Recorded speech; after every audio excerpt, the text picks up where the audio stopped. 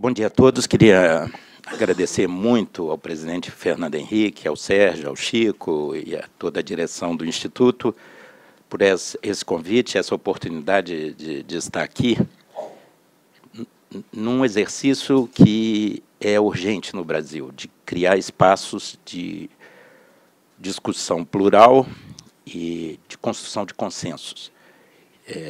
Nós temos avanços na democracia, como as redes sociais, que tem um componente democrático radical, mas tem um componente fascista também. O mundo não se divide entre coxinhas e petralhas. E a mostra disso é que eu tenho total identidade e convergência com o Henrique nessa questão. E ele tem dificuldades dentro do seu partido e eu tenho dificuldades dentro do meu partido. Então, o mundo não é binário. E o sectarismo presente na conjuntura está levando a uma inércia no tratamento das questões estruturais. Agora vai, eu participei dos 3 esforços. O primeiro, a Comissão Especial de Estudos, que o Henrique foi o relator, que trabalhou a fundo na questão em 2011 e 2012, sequer votou o relatório, houve uma obstrução do PMDB, do então líder Eduardo Cunha, e não chegamos sequer ao relatório.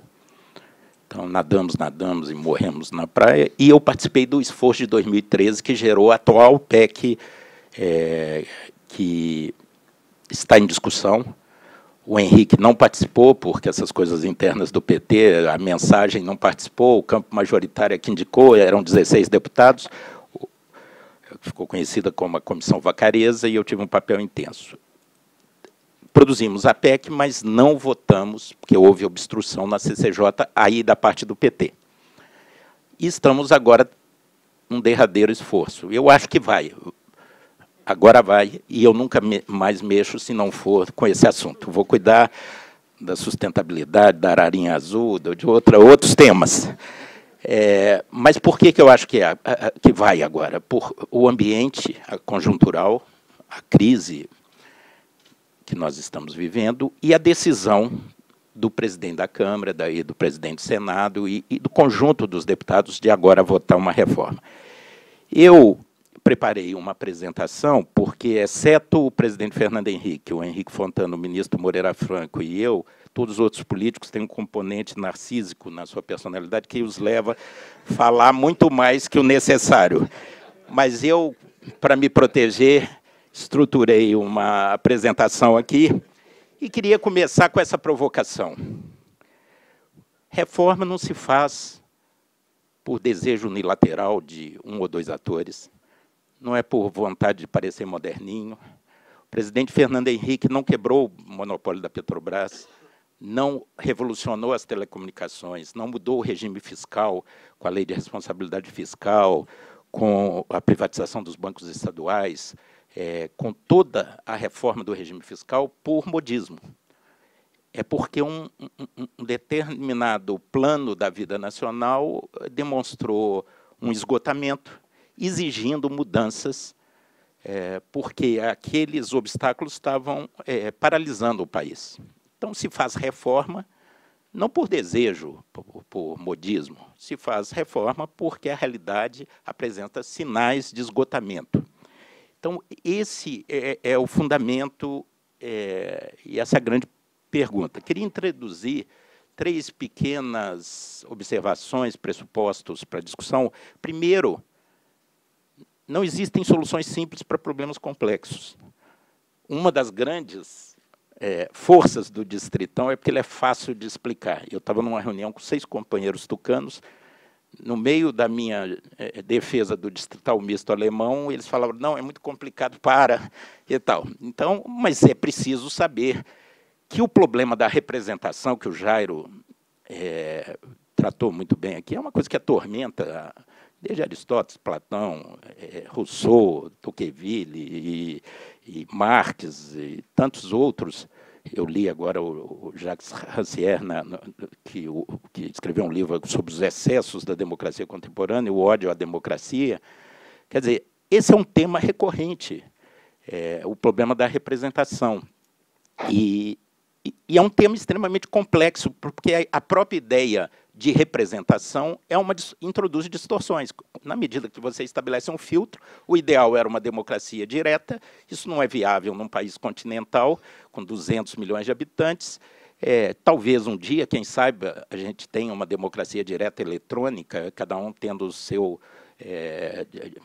título eleitoral certificado digitalmente, e convoque-se plebiscitos todo sábado de manhã, todo mundo hospeda suas argumentações no YouTube, e sábado todo mundo vai à urna. Mas quando nem isso é perfeito, porque o coronel pode ficar lá, falando assim, quero ver como é que você vai votar na minha internet aqui, eu disponho. Então, não há sistema perfeito.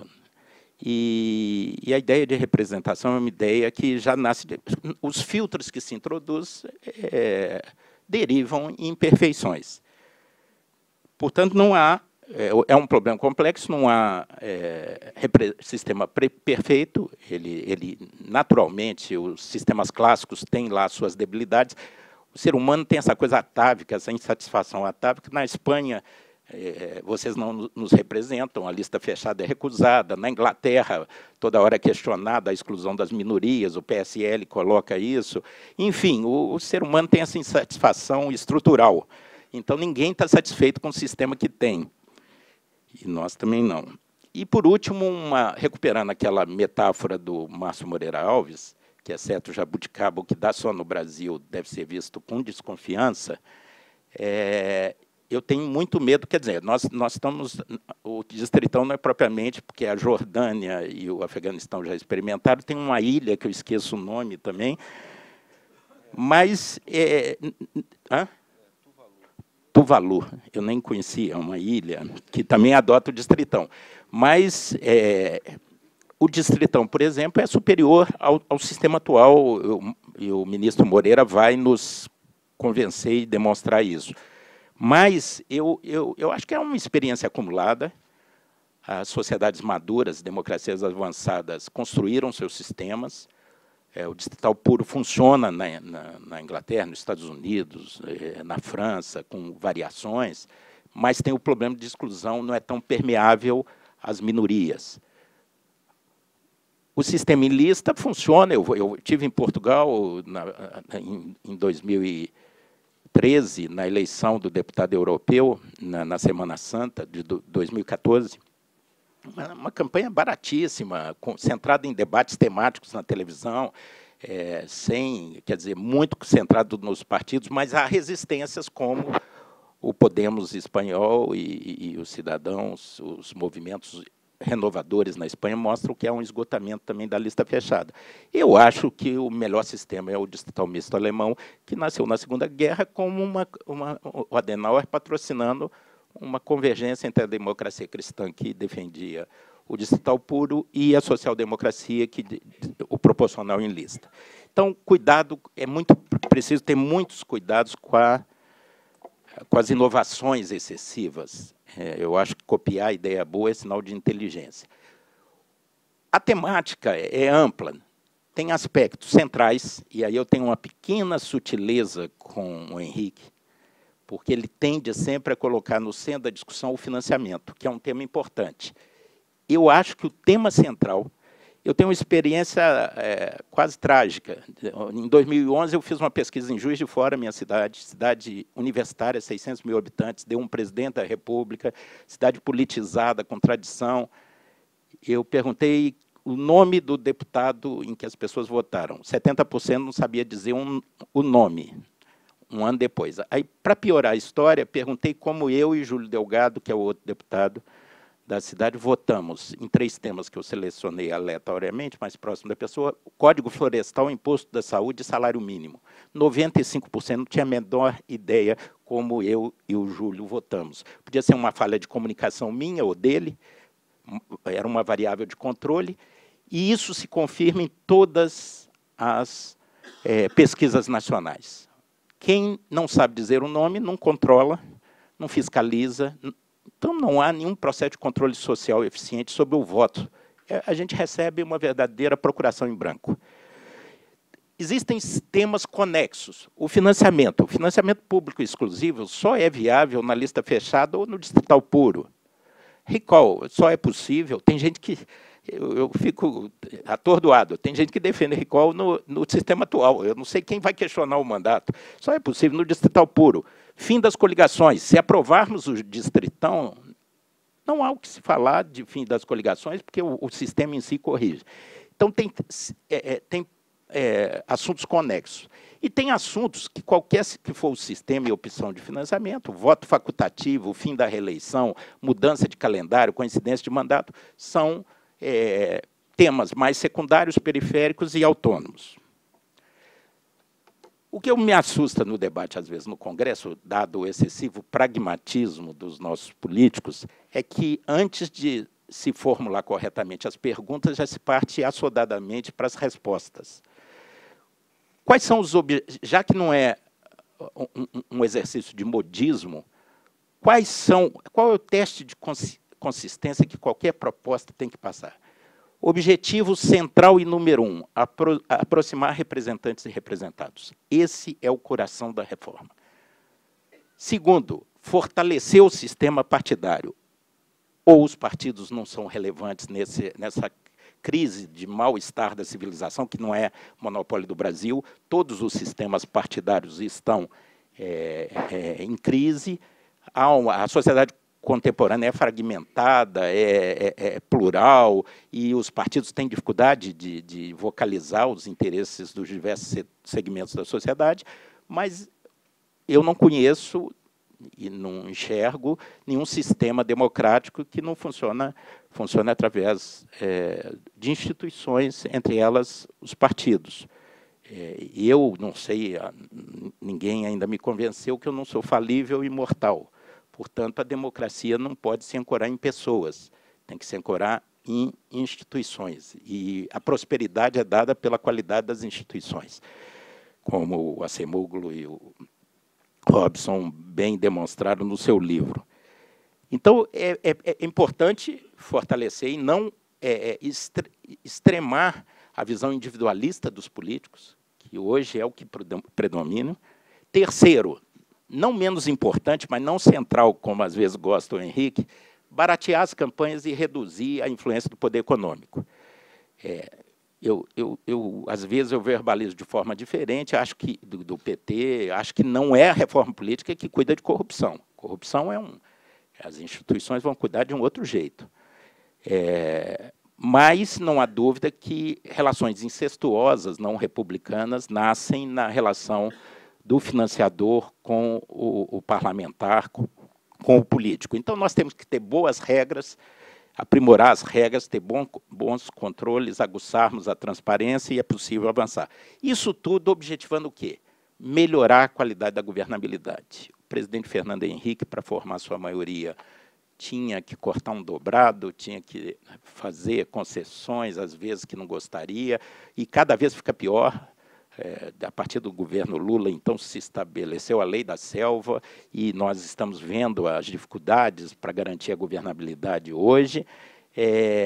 Não é possível com 28 partidos na Câmara e serão, se a gente não tiver êxito na reforma, serão 40 partidos na próxima legislatura. Tá certo, vou acelerar. Então, a metodologia que eu imagino é cotejar o teste de consistência com sistemas. Eu vou abandonar o sistema atual, que ninguém defende, mas que pode ser a consequência do impasse. No final, pode ser a manutenção, você falou em melhorar o sistema atual. Hoje, ninguém defende isso. Lista fechada, vou me ater aos distrital puro, ninguém defende. Proposta da OAB, hoje, ninguém defende, é uma proposta com uma série de inconsistências. A minha proposta de regionalização do voto proporcional nominal, que foi uma proposta de convergência, também ninguém defende, nem o autor mais. Por falta de total. Porque foi a construção de um espaço. Claro, mas na comissão Vacareza, essa proposta ganhou do Sirquis, que era o distritão misto.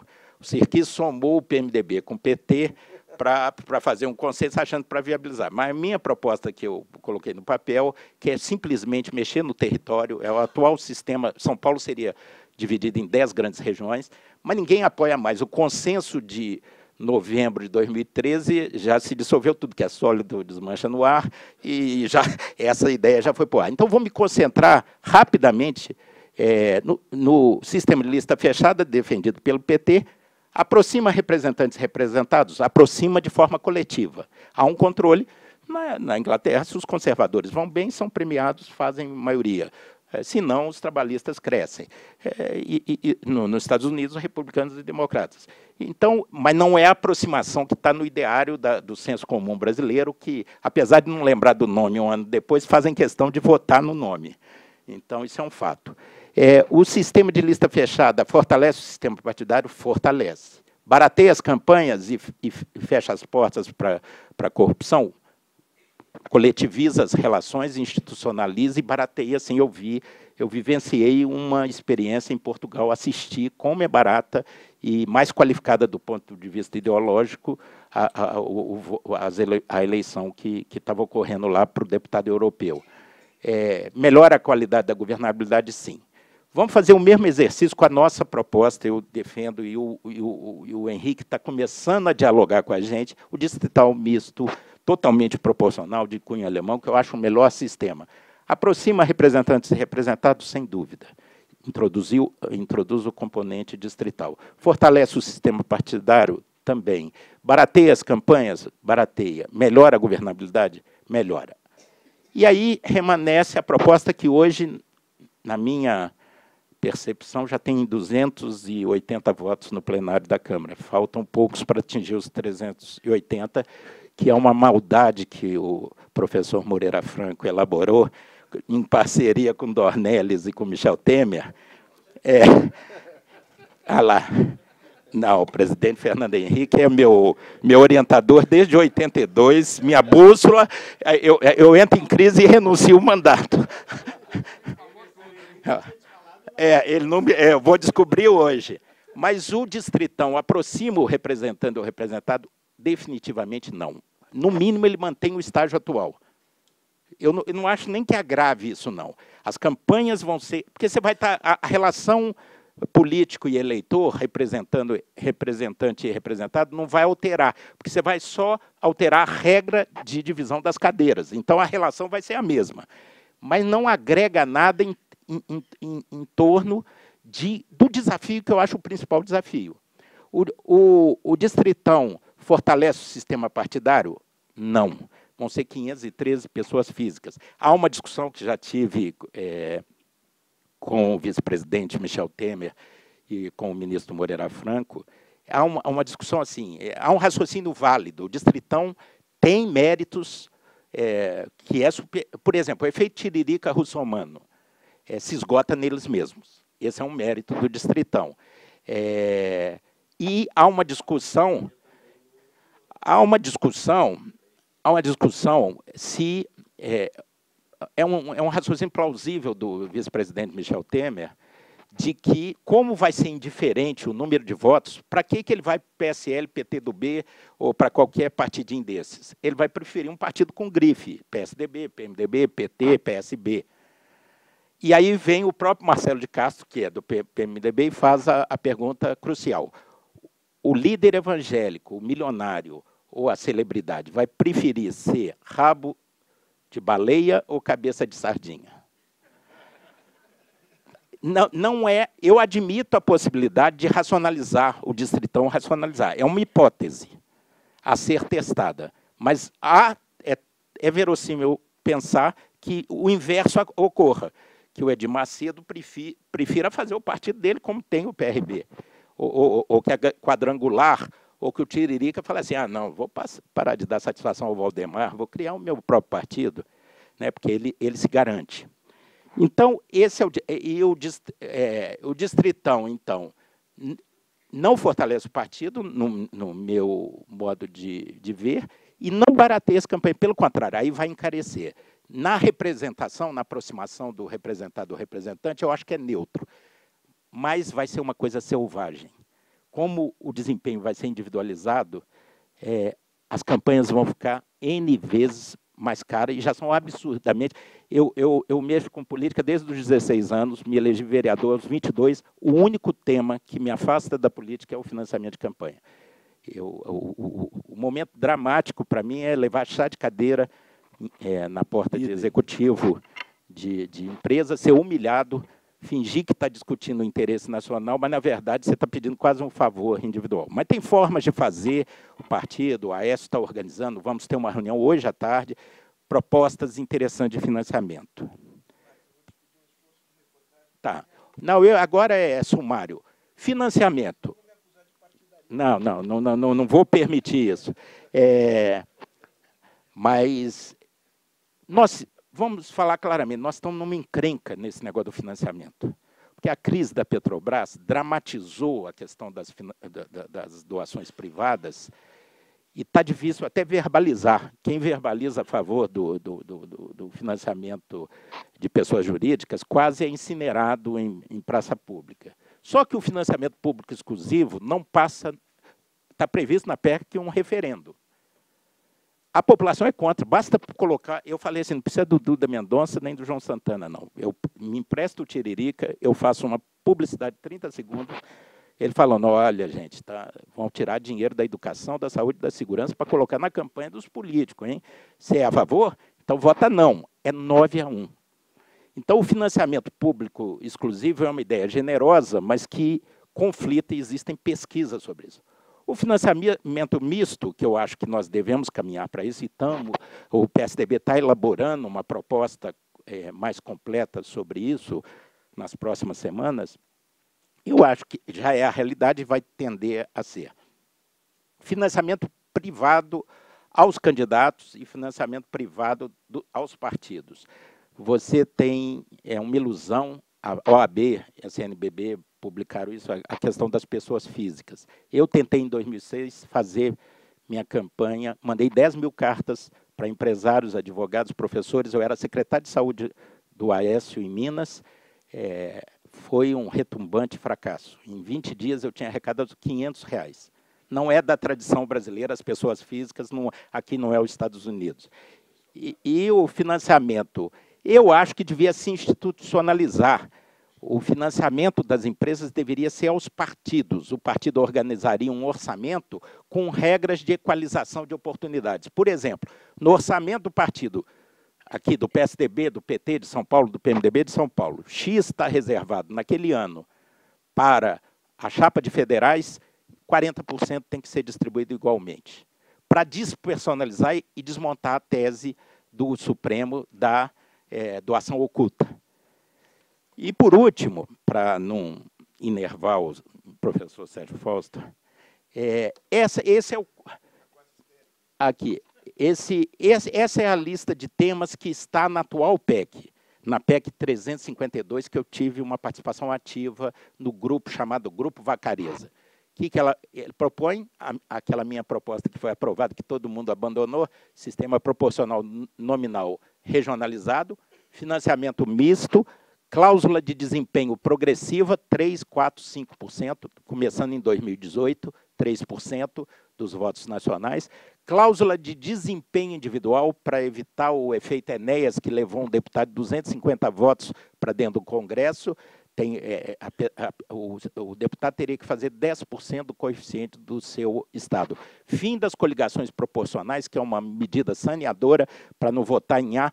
O Tiririca, por exemplo, sem juízo de valor, levou o Genuíno e o Protógenes para o Congresso. Vamos reconhecer, independente de juízo de valor, que o espírito do eleitor do Tiririca nada tem a ver com o eleitor do Protógenes e do Genuíno. Prevê as federações nacionais de partidos verticalizadas, teriam os partidos federados se comportar como se partido fossem por 4 anos, inclusive na instância municipal, fim da reeleição, coincidência de mandatos, fim do voto obrigatório, isso tudo seria, num referendo não plebiscito, um referendo submetido. Então, eu finalizo aqui agradecendo mais uma vez o convite.